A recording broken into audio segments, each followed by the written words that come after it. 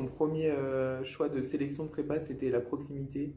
Je pense vraiment que ça passe avant tout, avant même la réputation de la prépa. Je pense que c'est vraiment le premier truc à prendre en compte parce que enfin, je sais que moi j'y vais en vélo en 10 minutes et clairement ça change tout. Et je me voyais pas me taper 40 minutes en transport. Donc je pense vraiment dans vos choix, genre prenez en compte ce truc-là en Donc premier. moi, je conseille vraiment aux gens qui viennent en prépa d'essayer d'être le moins loin possible pour avoir des meilleures conditions pour taffer. Et surtout si on a la possibilité de rester chez soi, Mm.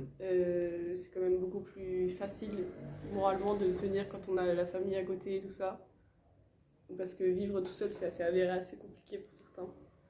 C'est ça, quand tu dois changer à la fois d'établissement, tu vois plus tes amis du jour à l'autre et ta famille n'est pas là. Enfin, il y en a qui arrivent très bien, mais il Ça y en dépend a des d'autres pour qui personnalités. c'est ça, pour qui c'est beaucoup plus compliqué. Donc oui, la proximité. Et sinon, nous par exemple, on était chez nos parents l'année dernière avec Marine et on est devenues C'était copines. Ouais, c'était loin, c'était loin. Bon, après, on n'est pas allé le plus loin possible, mais et du coup, on s'est mis en coloc et ça marche super bien, on travaille ensemble. Et donc, c'est une option. Moi, je dirais qu'il faut venir en prépa que si on a envie de venir en prépa. Faut pas venir ici en sachant que ça va pas nous correspondre parce qu'en fait, personne tiendra 2 ans sur un truc qui l'aime lui pas, plaît quoi. pas et qui est pas adapté pour lui. Donc après, on peut venir en prépa en pensant que ça va marcher et finalement, ça marche pas, même si normalement, il n'y a pas de raison parce que si on a été accepté, c'est qu'on a les capacités. Mais faut vraiment vouloir être là parce que sinon on se force et ça marche pas. Et essayer d'avoir un objectif aussi, ce serait vraiment cool parce que si tu as un objectif, tu vas être beaucoup plus déterminé que si tu es là alors que tu sais pas vraiment quoi faire. Même s'il y en a qui savaient pas ce qu'ils voulaient faire au Oui, début c'est et sûr. qui l'ont trouvé au fil du temps. Hein. Oui, c'est sûr, c'est bien aussi, mais avoir un objectif dès le début aussi, ça peut être cool. Une dimension psychologique qu'on dit pas du tout, mais genre, je pense qu'il faut quand même avoir les épaules pour se prendre un peu des tollés et tout. Et c'est vrai que ça, on le dit pas du tout, enfin, je trouve, avant d'entrer en prépa. Et moi, j'ai pris conscience au fur et à mesure qu'il fallait vraiment avoir confiance en soi et confiance en ses capacités. Du coup, essayer de travailler sur ça avant de rentrer en prépa si c'est possible. Mais je pense que c'est en tout cas à prendre en compte. Si vous sentez que ça va pas, si à une note vous perdez vos moyens, je pense que Ça Ouais, il faut accepter que Ouais. on aura, enfin, en prépa, t'as pas des bonnes notes tout le temps.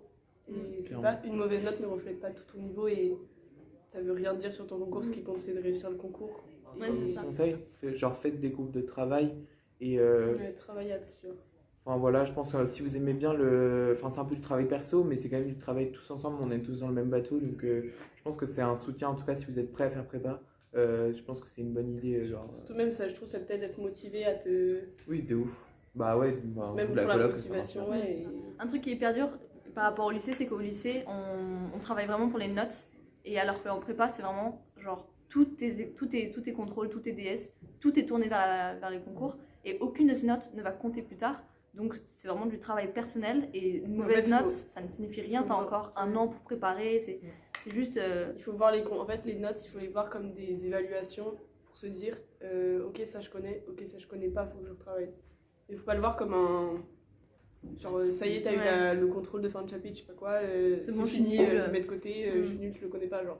C'est juste pour se faire une échelle de là où on en Moi, est. je dirais que c'est important de garder une activité à côté parce que la prépa, c'est très.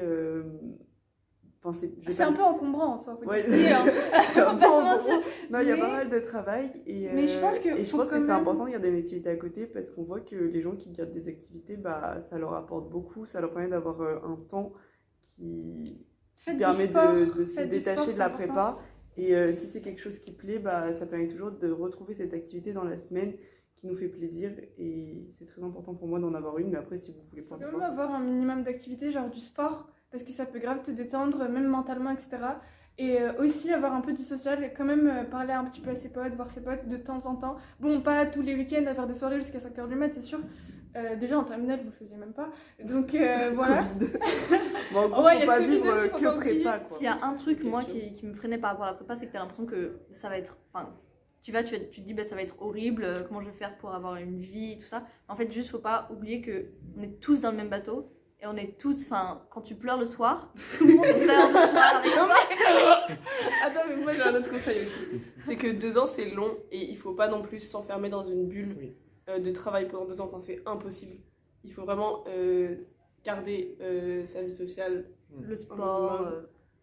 Pour ce ceux qui font du qu'en sport. et garder ses plaisirs parce qu'on ne peut pas tenir 2 ans de façon à fond et il faut se consacrer. Et de toute façon, nous, c'est un peu la mentalité où le week-end, on travaille, mais il faut aussi faire une pause, quoi. C'est ça. Il y a la majorité du temps le week-end, on travaille, mais on prend le soir, on va retrouver la famille. Les amis. Enfin, c'est ça, des amis.